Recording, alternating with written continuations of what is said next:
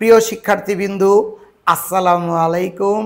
আজকের আলোচনার বিষয় নবম ও দশম শ্রেণীর ব্যবসায় উদ্যোগ, অধ্যায় ৯ বিপণন।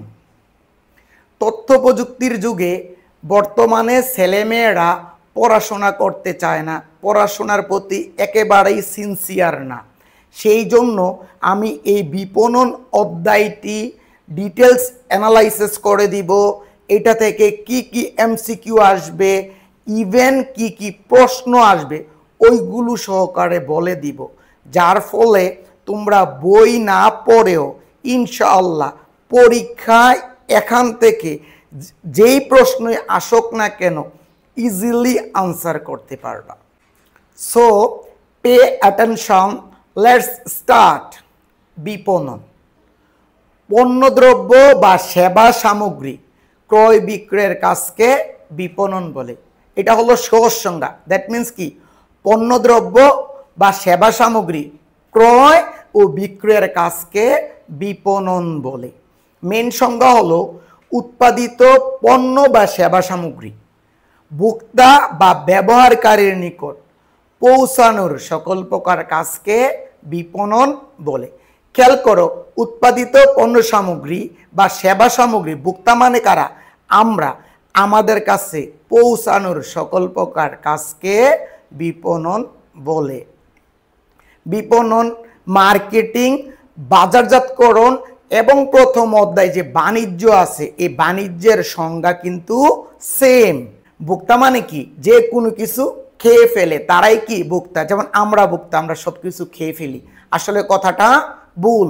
যে খায় সে যদি ভোক্তা হয়, দেখো তোমরা বই, খাতা, কলম, চেয়ার, টেবিল এগুলো কি খেতে পারো? খেতে পারো না। তাহলে ভোক্তা কিভাবে হলো? ভোক্তা মানে কি? কোন একটি পণ্য ব্যবহারের মাধ্যমে তার উপযোগ নষ্ট করা, ওইটা হলো ভোক্তা। এখান থেকে পরীক্ষায় প্রশ্ন আসে, বিপণন কিভাবে কর্মসংস্থান সৃষ্টি করে? উত্তর দেখো, যারা পণ্য উৎপাদন করে ওইখানে অনেক মানুষ নিয়োজিত থাকে। ওই উৎপাদিত পণ্যগুলো পরিবহনের মাধ্যমে বিভিন্ন জায়গায় পাঠানোর জন্য অনেক মানুষ কাজ করে। এই কৃষকরা যে পণ্য উৎপাদন করে এগুলো বিভিন্ন কলকারখানায় বিভিন্ন ধরনের পণ্য সামগ্রী তৈরি করে, ওইখানে অনেক মানুষ কাজ করে। এইভাবে বিভিন্নভাবে বিপণন কর্মসংস্থান সৃষ্টি করে। বিপণনের কার্যাবলী। ক্রয় বিপণনের অন্যতম কাজ। পণ্য সামগ্রী আমরা বিক্রি করার জন্য সাধারণত কি করি? ক্রয় করে থাকি। ক্রয়ের মাধ্যমে পণ্যের মালিকানা অর্জিত হয়। এখান থেকে দুইটি অবজেক্টিভ পরীক্ষার জন্য ইম্পর্টেন্ট। ক্রয়ের মাধ্যমে কি হয়? উত্তর, মালিকানা অর্জন হয়। ক্রয় হলো বিপণনের অন্যতম কাজ। বিক্রয় বিক্রয় হলো বিপণনের দ্বিতীয় কাজ।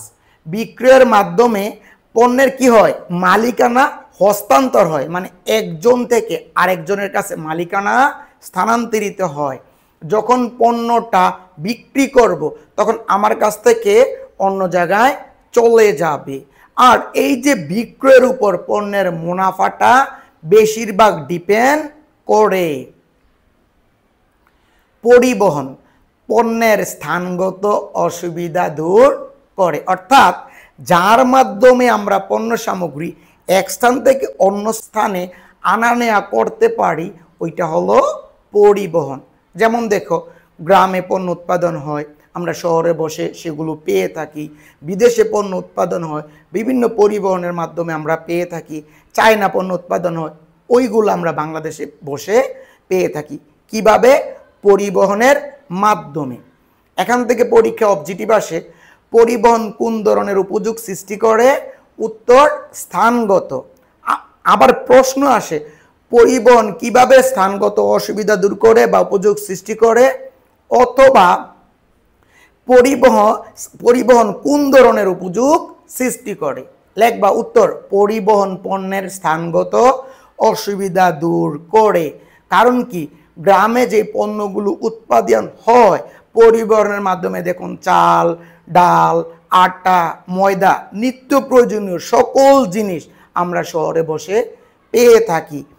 ঠিক তেমনি বিদেশে পণ্য উৎপাদন হয়, চায়না পণ্য উৎপাদন হয়, এগুলো আমরা বাংলাদেশে বসে পেয়ে থাকি। কিসের মাধ্যমে? পরিবহনের মাধ্যমে। গুদামজাতকরণ অনেক ইম্পর্টেন্ট। গুদামজাতকরণ কি? মানে কিছু পণ্য আছে নির্দিষ্ট সময় উৎপাদন হয়, তার চাহিদা কি হয়? সারা বছর থাকে। অর্থাৎ যে পদ্ধতি অবলম্বন করে নির্দিষ্ট সময় উৎপাদিত পণ্যগুলো আমরা সারা বছর পেয়ে থাকি, ওইটাই কিন্তু গুদামজাতকরণ। গুদামজাতকরণ পণ্যের কালগত বা সময়গত উপযোগ সৃষ্টি করে। যেমন দেখো, আমরা শীতকালের পণ্য গরমকালেও পেয়ে থাকি, গরমকালের পণ্য শীতকালেও পেয়ে থাকি। দেখো, আলু, টমেটো, পেঁয়াজ, রসুন, এগুলো কিন্তু আমরা সারা বছর পেয়ে থাকি। কিভাবে পেয়ে থাকি? অনলি ফর গুদামজাতকরণের মাধ্যমে। পরীক্ষায় প্রশ্ন চলে আসে, গুদামজাতকরণ কোন ধরনের উপযোগ সৃষ্টি করে, অথবা গুদামজাতকরণ কিভাবে সময়গত উপযোগ সৃষ্টি করে। যেভাবে আসে লিখবা, গুদামজাতকরণ পণ্যের সময়গত উপযোগ সৃষ্টি করে, কারণ কিছু কিছু পণ্য নির্দিষ্ট সময় উৎপাদন হয়, তার চাহিদা সারা বছর থাকে। গুদামজাতকরণের মাধ্যমে আমরা সারা বছর ওই চাহিদা পূরণ করতে পারি। উদাহরণ হিসাবে বলে দিবা, যেমন আলু, টমেটো, পেঁয়াজ, রসুন, এরকম অনেক পণ্য আছে নির্দিষ্ট সময় উৎপাদন হয়, তার চাহিদা কি করে? সারা বছর থাকে। ওই গুদামজাতকরণের মাধ্যমে সারা বছর চাহিদা পূরণ করা সম্ভব হয়। এইভাবে গুদামজাতকরণ পণ্যের কাল বা সময়গত উপযোগ সৃষ্টি করে। প্রমিতকরণ পণ্যের আকার, আকৃতি, গুণ, মান, স্বাদ এগুলোর উপর ভিত্তি করে পণ্যের মূল্য স্থির করাকে প্রমিতকরণ বলা হয়। ইজিলি বলা যায় প্রমিতকরণ কি? পণ্যের গুণগত মান বজায় রাখা। অর্থাৎ যেই জিনিসটার মান ভালো, সেই জিনিসটার কি দামও ভালো। পর্যায়িতকরণ, পর্যায়িতকরণ কি? পণ্যের মান অনুযায়ী বিভিন্ন শ্রেণীতে বিভক্ত করাকে সাধারণত কি বলা হয়? পর্যায়িতকরণ বলা হয়। অর্থাৎ সাপোজ দেখো, বাজারে আমের সিজনে একটা একই আম, মনে করো আমরুপালি, একটি আম সাধারণত 1 কেজি 200 টাকা, আরেকটি 150 টাকা, আরেকটি কি 100 অনলি ফর 80 টাকা। যার যেমন সামর্থ্য অনুসারে সে কি করে ওইটা কিনে থাকে। যেমন দেখো, আমি গরিব মানুষ, আমি কি করব? কম দামি মানে 80 টাকার যেটা পার কেজি ওইটাই কিনবো। তাহলে কি হয়? এই যে পর্যায়িতকরণের ফলে পণ্যটা বিক্রি করা খুব সহজ হয়ে থাকে। এখান থেকে পরীক্ষায় এই অবজেক্টিভটা আসে, পর্যায়িতকরণের ফলে কি সহজ হয়? উত্তর, বিক্রয় সহজ হয় এবং ক্রেতারাও কি করতে পারে? সহজে তার চাহিদা অনুসারে পণ্যটা কিনতে পারে। মোড়কীকরণ পণ্য সামগ্রী সুন্দর এবং মানুষের সামনে মানে আমাদের কাছে আকর্ষণীয় করা এবং পণ্যটাকে নষ্টের হাত থেকে রক্ষা করার জন্য, মানে চতুর্দিকে যে আবৃত করা হয় বা কাভারিং করা হয়, তাকে মোড়কীকরণ বলে। মোড়কীকরণের গুরুত্ব, ভূমিকা, প্রয়োজনীয়তা বা কেন দরকার, উত্তর লিখবা কি? মোড়কীকরণের ফলে পণ্যটা সহজে বিক্রয় করা যায়, সহজে বেশি বিক্রয় হয়। মোড়কীকরণের ফলে পণ্য সহজে এক স্থান থেকে অন্য স্থানে নেওয়া যায়, পণ্যটি ভবিষ্যতের জন্য সংরক্ষণ করা যায়, পণ্যটি নষ্ট হয় না, ধুলাবালি পড়ে না। এর ফলে কি হয়? পণ্যটা বিক্রয় প্রসার বৃদ্ধি পেয়ে থাকে। অনেক সময় কোনো একটা জিনিস আসলে যখন মোড়কটা বা কন্টেনারটা দেখো, আমরা অনেক সময় কিনে থাকি। বন্টন প্রণালী, যে প্রক্রিয়ায় উৎপাদিত পণ্য সামগ্রী ভোক্তা বা ব্যবহারকারীর নিকট পৌঁছায় তাকে বন্টন প্রণালী বা মধ্যস্থ ব্যবসা বলে। অর্থাৎ কি? যে প্রক্রিয়ায় উৎপাদিত পণ্য সামগ্রী ভোক্তা মানে কি আমাদের কাছে পৌঁছায় তাকে বন্টন প্রণালী বা মধ্যস্থ ব্যবসা বলে। আর যারা, খেয়াল করো, যারা উৎপাদিত পণ্য বা সেবা সামগ্রী এই ভোক্তার নিকট পৌঁছায় তারা হলো মধ্যস্থ ব্যবসায়ী। খেয়াল করবা, একটি দিয়েই কিন্তু সব হয়ে যায়। উৎপাদিত পণ্য বা সেবা সামগ্রী ভোক্তার নিকট পৌঁছে দেওয়ার কাজকে কি বলে? বিপণন বলে। একটা। 2 নম্বর কি? যে প্রক্রিয়ায় উৎপাদিত পণ্য বা সেবা সামগ্রী ভোক্তার নিকট পৌঁছায় তাকে বন্টন প্রণালী বা মধ্যস্থ ব্যবসা বলে। 2টা সংজ্ঞা। তৃতীয় সংজ্ঞা হলো, যারা উৎপাদিত পণ্য বা সেবা সামগ্রী ভোক্তার নিকট পৌঁছায় তারা হলো মধ্যস্থ ব্যবসায়ী। মধ্যস্থ ব্যবসায়ী কারা? পাইকার এবং খুচরা ব্যবসায়ী। মধ্যস্থ ব্যবসায়ী কারা? পাইকারি ব্যবসা এবং খুচরা ব্যবসা। খেয়াল করো, প্রথমকে পণ্য উৎপাদক মানে উৎপাদন করে, সেকেন্ডকে পাইকার, পাইকার থেকে কারা কিনে? খুচরা ব্যবসায়ী, খুচরা ব্যবসায়ী থেকে কে কিনে? আমরা কিনি। দেখো খেয়াল করো, এই যে পরীক্ষা আসে বন্টন প্রণালীর অবস্থান, প্রথম অবস্থান কার? উৎপাদক, মানে যে পণ্য উৎপাদন করে ওর কাছ থেকে কে কিনে? পাইকার কিনে। কারণ পাইকার থেকে কিন্তু আমরা সরাসরি কিনতে পারি না, প্রথম উৎপাদক থেকে কে কিনে? পাইকার কিনে। এই পাইকার থেকে কারা কিনে? খুচরা ব্যবসায়ী কিনে। খুচরা ব্যবসায়ী থেকে আমরা কিনি। তাহলে বন্টন প্রণালীর 1 নম্বরে মানে সর্বপ্রথম অবস্থান কার? উৎপাদক, তারপরে পাইকার, তারপরে খুচরা ব্যবসায়ী, সর্বশেষ অবস্থান কার? ভোক্তা। তাহলে নিচে কোনটি বন্টন প্রণালী? উৎপাদক, পাইকার, খুচরা ব্যবসায়ী, ভোক্তা। এমসিকিউর জন্য। তারপরে উৎপাদক হলো বন্টন প্রণালীর প্রথম অবস্থান আর ভোক্তা হলো বন্টন প্রণালীর সবার শেষের অবস্থান। বন্টন প্রণালী সম্পর্কে ধারণা আমি যা বলছি সবগুলোই বানিয়ে লিখবা। প্রথম উৎপাদক থেকে পাইকার কিনে, পাইকার থেকে খুচরা ব্যবসায়ী কিনে, তারপরে আমরা কিনি। অনেক সময় পরীক্ষা আসতে পারে পাইকারি ব্যবসা কি, অর্থাৎ যারা উৎপাদক থেকে অধিক পরিমাণে পণ্য কিনে ওই ব্যবসাটা হলো পাইকারি ব্যবসা। খুচরা ব্যবসায়ী কি? যারা পাইকার থেকে পণ্য কিনে সরাসরি আমাদের কাছে 1 কেজি বা 2 কেজি বা ছোট ছোট আকারে বিক্রি করে, তারা হলো খুচরা ব্যবসায়ী। আর ভোক্তা কারা? আমরা, যারা পণ্য ব্যবহারের মাধ্যমে উপযোগ নষ্ট করি সেটা হলো ভোক্তা। বিজ্ঞাপন, অ্যাডভার্টাইজিং। এই যে দেখো, বিজ্ঞাপন হচ্ছে পণ্য বা সেবা সামগ্রীর প্রতি জনসাধারণের দৃষ্টি আকর্ষণ করার একটা কৌশল। মানে যে কোনো পণ্য বা সেবা সামগ্রীর প্রতি মানে জনগণকে মানে আমাদেরকে দৃষ্টি আকর্ষণ করার একটি কৌশল। এখান থেকে আবার এমসিকিউ আছে, বিজ্ঞাপন পণ্যের কোন ধরনের উপযোগ সৃষ্টি করে? উত্তর, বিজ্ঞাপন পণ্যের জ্ঞান সংক্রান্ত অসুবিধা দূর করে। আবার এখান থেকে পরীক্ষায় প্রশ্ন আসতে পারে, বিজ্ঞাপন পণ্যের কিভাবে জ্ঞান সংক্রান্ত অসুবিধা দূর করে? উত্তর কি? কোন একটি পণ্য যখন বাজারে আসে, যখন বিজ্ঞাপনটা দেয়া হয় পণ্যের গুড সাইড, ব্যাড সাইড, পণ্যের কোন কোন কাজে ইউজ করা হয় ওইটা সম্পর্কে কিন্তু আমরা কনসেপ্ট বা ধারণা পেয়ে থাকি। এর ফলে কি হয়, এটা সম্পর্কে আমাদের সঠিক একটা ধারণা আসে। এইভাবে বিজ্ঞাপনের মাধ্যমে পণ্যের জ্ঞান সংক্রান্ত উপযোগ বা ধারণা সৃষ্টি হয়ে থাকে। বিজ্ঞাপনের গুরুত্ব, ভূমিকা, প্রয়োজনীয়তা, সুবিধা, বিজ্ঞাপন দেওয়ার ফলে কি হয়, বিজ্ঞাপন কি অপচয় কিনা, সবগুলো প্রশ্নের উত্তর একবারে বলে দিচ্ছি।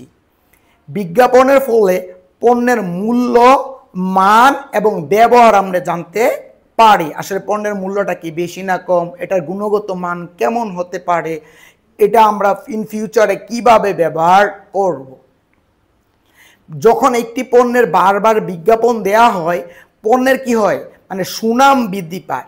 যখন সুনাম বৃদ্ধি পায়, এই সুনামটা হলো কোম্পানির সবচেয়ে বড় ধরনের একটি সম্পদ।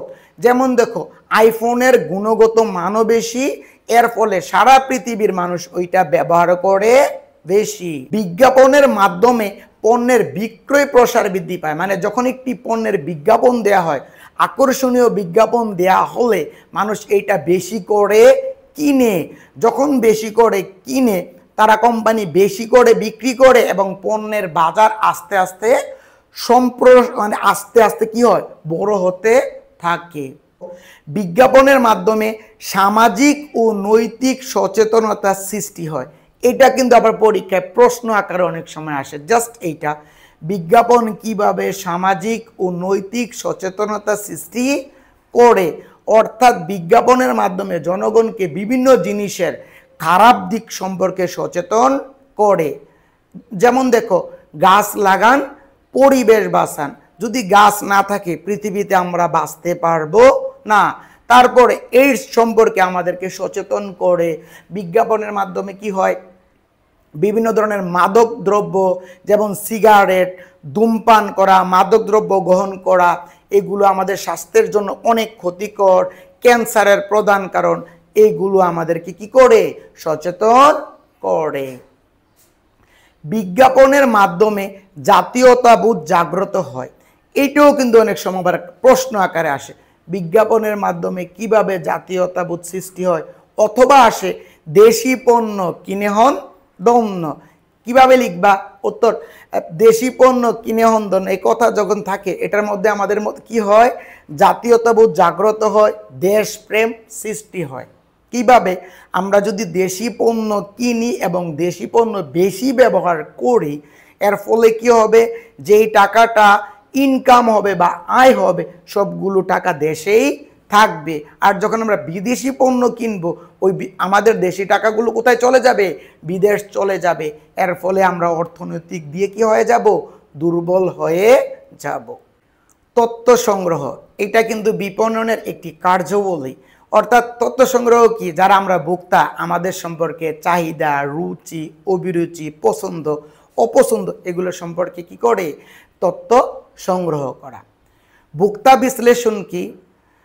Consumer analysis. এই ভোক্তা বিশ্লেষণ হলো ভোক্তা বা ব্যবহারকারী, মানে আমরা ভোক্তা বা আমরা ব্যবহারকারী, আমাদের রুচি, অভিরুচি, চাহিদা এগুলো বিশ্লেষণ ও মূল্যায়ন করা।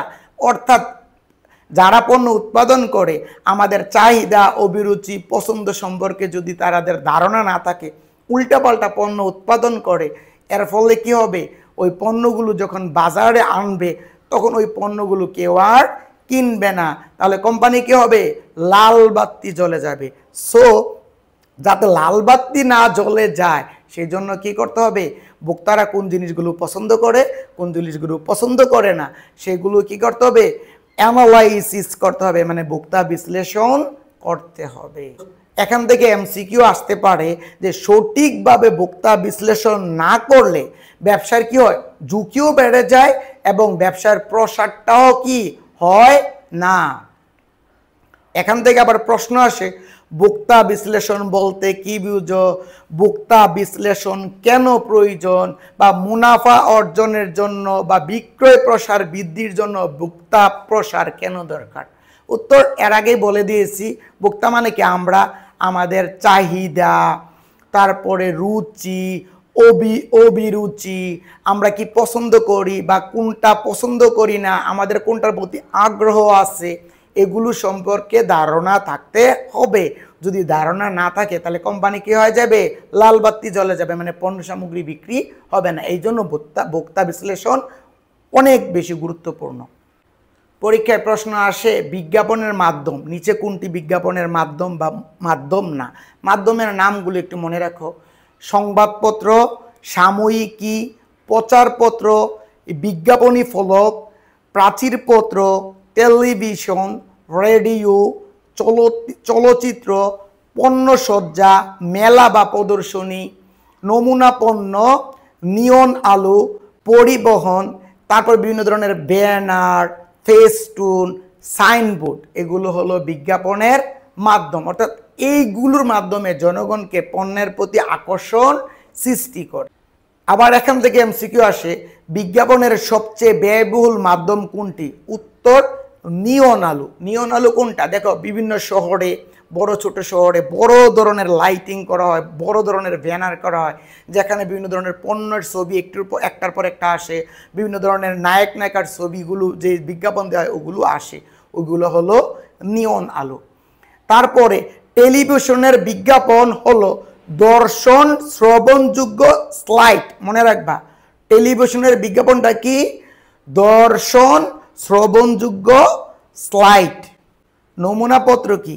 আমরা যে ক্রেতা, পণ্যের প্রতি আকর্ষণ সৃষ্টি করার জন্য বিনামূল্যে বিভিন্ন ধরনের পণ্য সরবরাহ করা। অর্থাৎ আমাদেরকে পণ্যের প্রতি আকর্ষণ করার জন্য বিভিন্ন ধরনের পণ্য সরবরাহ করা, এটা হলো নমুনা পণ্য। প্রিয় শিক্ষার্থীবৃন্দু, অ্যাকচুয়ালি আমি ভিডিওটি ডিটেলস সুন্দরভাবে আলোচনা করে দিচ্ছি, তোমরা মনোযোগ সহকারে শুনবা আর আমার চ্যানেলটা সাবস্ক্রাইব করে নিবা।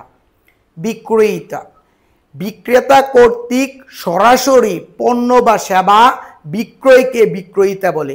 অর্থাৎ এই যে বিক্রয় কর্মী যারা পণ্য বিক্রি করে সরাসরি আমাদের কাছে পণ্য বিক্রি করে না, এইটা হলো বিক্রেতা।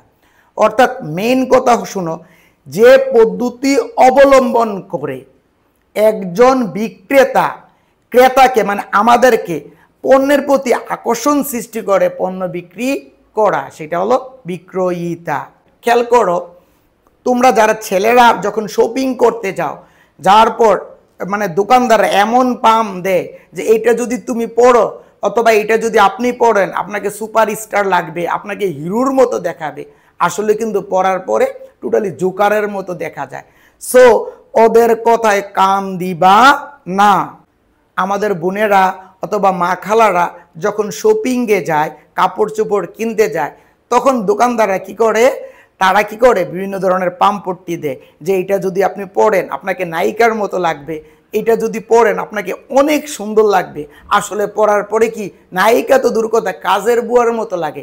সো দোকানদারের প্রতি, দোকানদারের কথায়, মিষ্টি কথায় কখনো না পটে গিয়ে আগে চিন্তা করবা আসলে এই জিনিসটা পড়লে আমার কেমন লাগে। একজন বিক্রেতার 4টা গুণাবলী থাকে। নাম্বার 1, শারীরিক গুণাবলী। শারীরিক গুণাবলী কোনটা?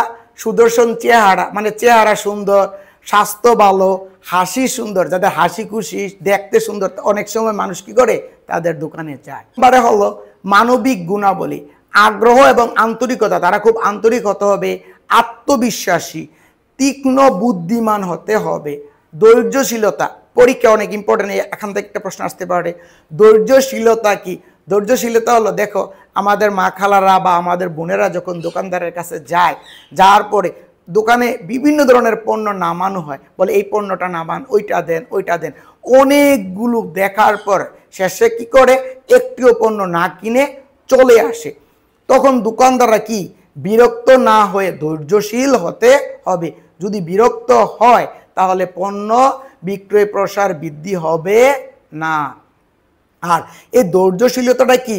মানবিক গুণাবলী। নৈতিক গুণাবলী, সততা ও বিশ্বাস, মার্জিত ব্যবহার। এই যে মার্জিত ব্যবহার কোন ধরনের গুণাবলী?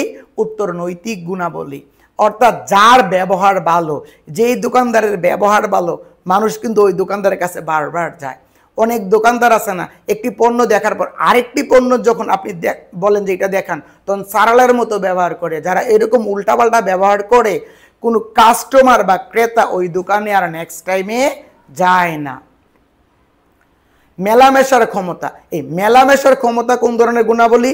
উত্তর নৈতিক গুণাবলী। অর্থাৎ অনেক দোকানদাররা আছে না, ওপেন মাইন্ডের হয়, যে কোনো মানুষের সাথে সহজে মিশতে পারে এবং সহজে সব কিছু বুঝিয়ে দেয়। এইটা কিন্তু বড় ধরনের একটি গুণাবলী। জেন্ডার সচেতনতা, পরীক্ষা অনেক সময় আসে, জেন্ডার সচেতনতা কোন ধরনের গুণাবলী? উত্তর নৈতিক গুণাবলী। জেন্ডার সচেতনতা জিনিসটা কি? অর্থাৎ একজন বিক্রয় কর্মী পুরুষের সাথে কিভাবে কথা বলতে হবে, মেয়েদের সাথে কিভাবে কথা বলতে হবে, ওই ধরনের জ্ঞান থাকতে হবে। একজন পুরুষ যখন কোনো একটা জিনিস কিনে পিঠের মধ্যে যদি মোছা দিয়া বলে ভাই আবার আইসেন, তাহলে পুরুষ কিন্তু কিছু বলবে না। আর মহিলাদেরকে যদি পিঠের মধ্যে পোছা দিয়া বলে পিঠে যে আপা আবার আইসেন, তখন মহিলা কি করবে? দোকানদারে পা থেকে স্যান্ডেল খুলে অনেক আদর করে দিবে। সো কার সাথে কিভাবে কথা বলতে হয় সেটা জানতে হবে। ইতিবাচক দৃষ্টিভঙ্গি, অর্থাৎ দোকানদারের কাছে যখন ক্রেতারা যায়, বিভিন্ন ধরনের পণ্য দেখা দেখি করে, অনেক উল্টাপাল্টা অনেক সময় ক্রেতারা কথা বলতেও পারে। তাই বিক্রেতারা এটাকে রিয়েক্ট না করে ভালো দিক মানে ইতিবাচক দৃষ্টিভঙ্গি দেখাতে হবে, মানে তাদের সাথে খারাপ ব্যবহার করা যাবে না। নাম্বার 4, অন্যান্য গুণাবলী, শিক্ষা থাকতে হবে, তারপরে বিপণন সম্পর্কে জ্ঞান থাকতে হবে, বিভিন্ন ধরনের হিসাব পদ্ধতি সম্পর্কে জ্ঞান থাকতে হবে। আমার ভিডিওটি বারবার দেখতে থাকো, ইনশাআল্লাহ বই না পড়েও পরীক্ষায় ভালো করতে পারবা। Keep watching my videos, till then আল্লাহ হাফেজ, আসসালামু আলাইকুম।